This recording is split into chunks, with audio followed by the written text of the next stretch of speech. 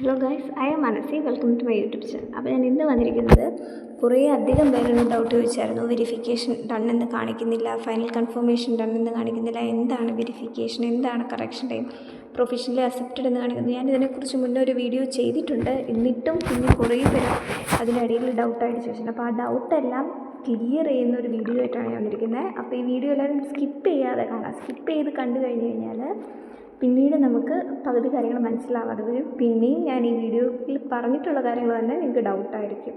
അപ്പോൾ നമുക്ക് വീഡിയോയിലോട്ട് പോകാം. അപ്പം നമ്മൾ LBSൻ്റെ സൈറ്റ് ലോഗിൻ ചെയ്ത് നോക്കുകയാണെന്നുണ്ടെങ്കിൽ നമുക്ക് കാണാൻ സാധിക്കുന്നത് സിഗ്നേച്ചർ, ഡോക്യുമെൻറ്റ് അപ്ലോഡഡ്, അതുപോലെ തന്നെ എന്താണ് ഫൈനൽ കൺഫർമേഷൻ, ഇതൊക്കെ ഡൺ എന്ന് പറഞ്ഞ് കാണും. അവിടെ ആകെ കൂടെ ഇൻകംപ്ലീറ്റ് ആയിട്ട് കാണിക്കേണ്ടത് ഏതൊക്കെയായിരിക്കും? Rank list, accepted data and allotment status. ഇത് മൂന്നും മാത്രം ഇൻകംപ്ലീറ്റ് അല്ലെങ്കിൽ നോട്ട് പബ്ലിഷ്ഡ് എന്നൊക്കെ പറഞ്ഞായിരിക്കും കാണിക്കുന്നുണ്ടാവുക. അത് കുഴപ്പമില്ല.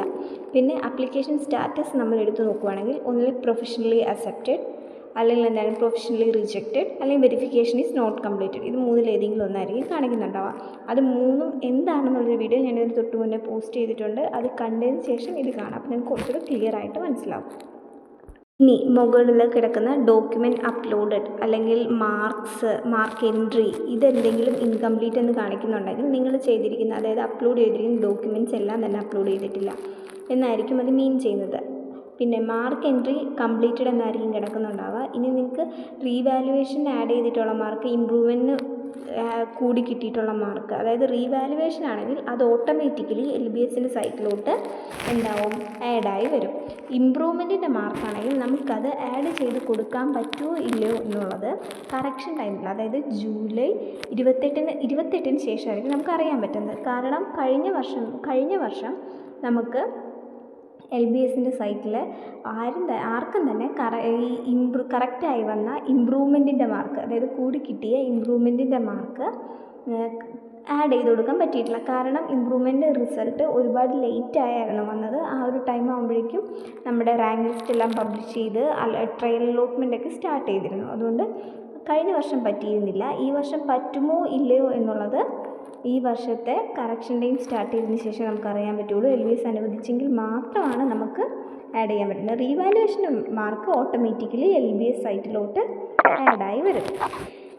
അടുത്തൊരു ഇതാണ്, അവിടെ നമുക്ക് ഫൈനൽ കൺഫർമേഷൻ എന്നെഴുതി കാണിക്കുന്നുണ്ടാവും. അത് ഡൺ എന്നായിരിക്കും കാണിക്കുക. ഈ ഡൺ എന്ന് കാണിക്കുന്നവർക്ക് ഒരിക്കലും തന്നെ ഒരു കൺഫേം ബട്ടൺ വരാൻ ചാൻസുമില്ല. സോ എങ്കിലും നിങ്ങൾ എന്ത് ചെയ്യണം, ചെക്ക് ചെയ്യണം അവിടെ കൺഫേം ബട്ടൺ ഉണ്ടോ എന്നുള്ളത്. ഫൈനൽ കൺഫർമേഷൻ ഡൺ ആയവർക്ക് സാധാരണ കൺഫേം ബട്ടൺ ഉണ്ടാവില്ല. നിങ്ങളത് ചെക്ക് ചെയ്യണം. ഇപ്പോൾ ഫൈനൽ കൺഫർമേഷൻ ഡൺ ആണ്, കൺഫേം ബട്ടനും ഇല്ല എന്നുണ്ടെങ്കിൽ അവർക്ക് കുഴപ്പമൊന്നുമില്ല, അവരുടെ ആപ്ലിക്കേഷൻ ഓക്കെയാണ്.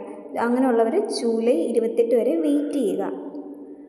ഇനി ഞാൻ പറഞ്ഞ അക്സെപ്റ്റഡ് ഡാറ്റ, അതെല്ലാവർക്കും തന്നെ ഇപ്പോൾ നോട്ട് പബ്ലിഷ്ഡ് എന്നായിരിക്കും കാണിക്കുക. അത് ശരിയാവുന്നത് ജൂലൈ 28-ന് ശേഷമായിരിക്കും. അക്സെപ്റ്റഡ് ഡാറ്റ കംപ്ലീറ്റഡ് എന്നുള്ളത് ഇപ്പോൾ എല്ലാവർക്കും റെഡ് കളറിൽ ഇൻകംപ്ലീറ്റ് എന്നുള്ളൊരു രീതിക്കായിരിക്കും കാണിക്കുന്നുണ്ടാവുക. അത് ശരിയാവുന്നത് ജൂലൈ 28-നായിരിക്കും. ഇനി വരുന്നത് വെരിഫിക്കേഷൻ സ്റ്റാറ്റസ് ആണ്. ഈ വെരിഫിക്കേഷൻ സ്റ്റാറ്റസ് അക്സെപ്റ്റഡ് പ്രൊഫഷണലി എന്നായിരിക്കും കുട്ടികൾക്ക് കാണിച്ചിട്ടുണ്ടാവുക. അപ്പോൾ വീഡിയോ എല്ലാവരും മുഴുവനായിട്ട് കാണുക, ചാനൽ സബ്സ്ക്രൈബ് ചെയ്തിരിക്കുക.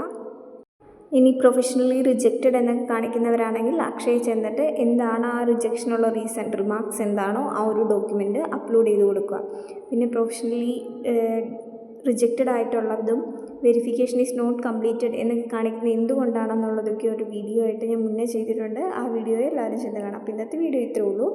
ബൈ.